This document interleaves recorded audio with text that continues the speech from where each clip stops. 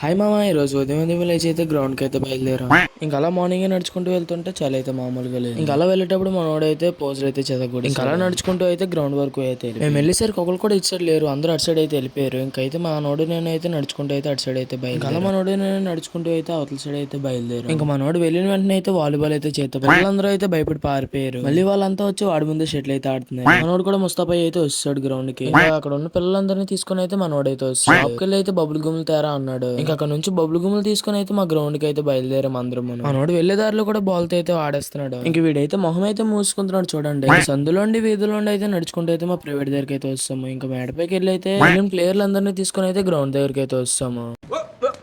చూసారా sir double action గాడ్లా చూసుకోవాల్సిన నన్నే గాడు గీడు అని మాట్లాడి నేను కనపడగానే గురువు గారు అని పిలుస్తాడు.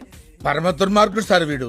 ఏ సైడ్ ఇంకా అలా వాలీబాల్ ఆడుకుని అయితే ఇంటికి అయితే బయలుదేరి ఆడిన దాబాకైతే ఒళ్ళంతా చెమటలు అయితే పట్టేసాయి. వీడైతే తీయొద్దు అంటున్నాడు చూడండి. నచ్చితే సబ్స్క్రైబ్ అయితే చేసుకోండి.